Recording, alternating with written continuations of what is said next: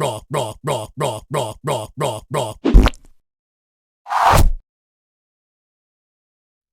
everybody, Yankee here. Today I want to answer a question from a viewer.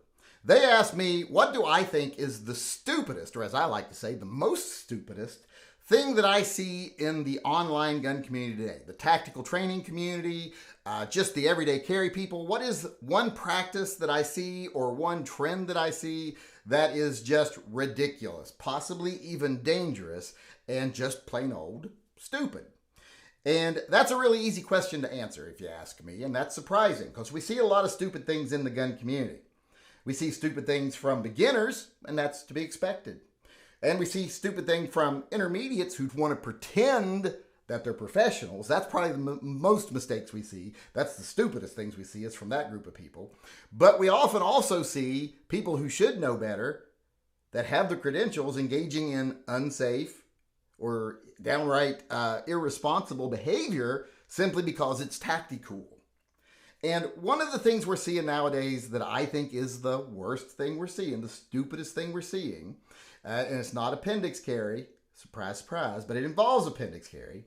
It's these guys. You know, you see them at the range, and they're just standing there minding their business, and then suddenly, boom, there's a target right in front of their face, which I assume means that they've ignored situational awareness training, so they let a target get within stabbing distance. And, you know, let's say that happens. Well, what they train to do is they go into their ready position, and then they go for their gun, and they shoot. And they back away as they're doing it, and they put their hand out like, I don't know you, that's not your purse. You know, that kind of thing. And this is what they're saying, this is how you react if you have to fight up close. Well, first off, you shouldn't let anyone get that close. And second off, if a person that's unarmed is that close to you and you pull your gun and start shooting, you're in a gray area. You're liable to get in a lot of trouble. If they are armed, well, then they probably already would have shot you if they were going to by that point before they get that close. And if they got a knife, they're still going to be able to stab you, even if you do shoot them. So not a good training method, period. But it is something you do need to know. If you are up close to someone and someone attacks you or becomes a threat to your life and you have to react quickly in close proximity, you need to practice removing your cover garment or moving it out of the way, acquiring your firearm, getting it on target, pulling the trigger, protecting yourself with your weak hand, moving backwards, moving left, moving right. It's going to be different for different situations, but those are things you do need to practice. But here's the kicker. None of that needs to be live fire training, period. You gain nothing from having live ammunition in your gun when you do that. This is training you could do in your bedroom at home, in your living room, in front of your mirror. In fact, do it in front of your mirror. That's good. You really learn what you're doing when you do it in front of your mirror. You see what you're doing wrong. You see how you can do it better. What you're trying to do here is build what a lot of people like to call muscle memory, even though there's no such thing. You're building a reflex. You're trying to make something an habitual movement. And that just requires the training, the dry fire training. That just requires the moving the garment, getting the gun, putting your hand up for defense, knowing where to step, paying attention to the situation. None of that requires your gun be loaded. All you're doing with that loaded gun is increasing your risks, because you notice at the end they always slam that gun back in the holster and the slide's almost never back on it. So it's still got rounds in it. So that's a real stupid thing to do right there. Plus, when you're drawing a gun like that that's loaded under duress and you're trying to react that quickly, that's when you run the greatest risk of shooting yourself.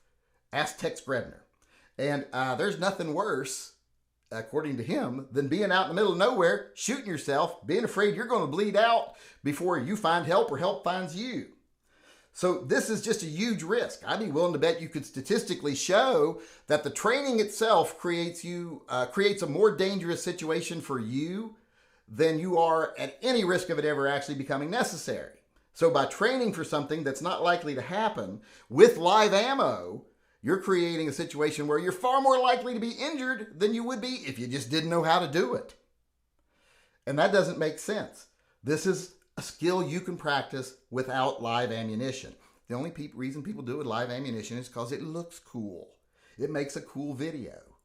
Especially if you speed it up just a little bit when you're drawing, which I forgot to do in the first time around. I'll speed it up a little bit here so I'll look cool while I'm doing it.